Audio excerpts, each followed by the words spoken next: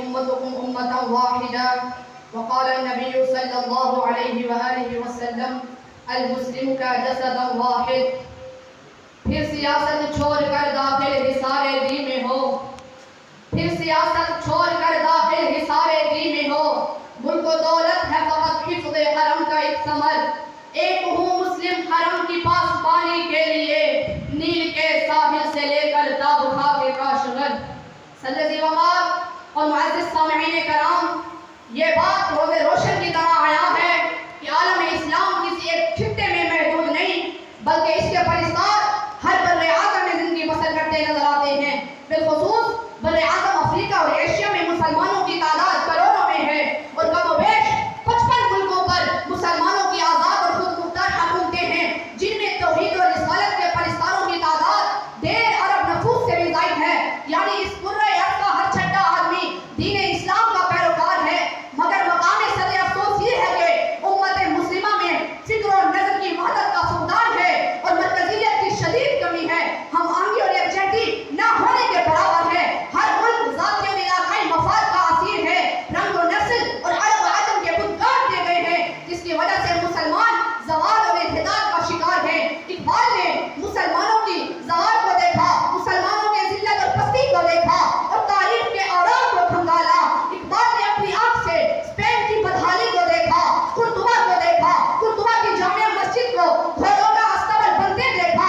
غرناطہ کو دیکھا اور طرف کر کہا، غرناطہ بھی دیکھا میری آنکھ نے لیکن، غرناطہ بھی دیکھا میری آنکھ نے لیکن، تسکین مسافر نہ سفر میں نہ حضر میں. دیکھا بھی دکھایا بھی سنایا بھی سنا بھی، دیکھا بھی دکھایا بھی سنایا بھی سنا بھی، ہے دل کی تسلی نہ نظر میں نہ خبر میں.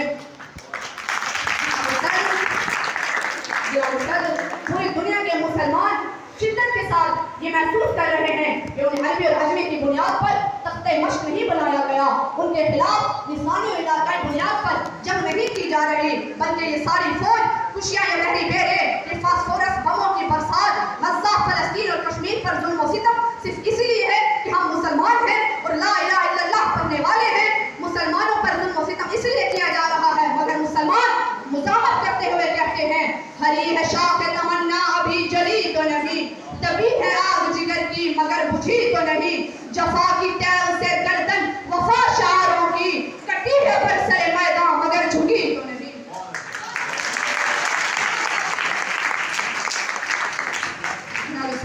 تاریخ ہمیں بتاتی ہے کہ جب بھی مسلمان متحد ہوئے تو انہوں نے اپنے سے کئی گنا بڑے دشمنوں کو شکست فاش کی ہے. غزوہ بدر میں 313 نے 1000 کو شکست دی، غزوہ خندق میں 3000 نے 10,000 کو شکست دی، غزوہ موتا میں 30,000 نے 1.5 لاکھ کو شکست دی. یعنی جب بھی مسلمان متحد ہوئے تو انہوں نے فتح کا پرچم گاڑا. اس لیے اقبال نے مسلمانوں کو خواب غفلت سے جلانے کے لیے فرمایا، جلا ڈالی تھی تم نے کشتیاں اطلس کے ساحل پر، مسلمان پھر تیری تاریخ دہرانے کا وقت آیا.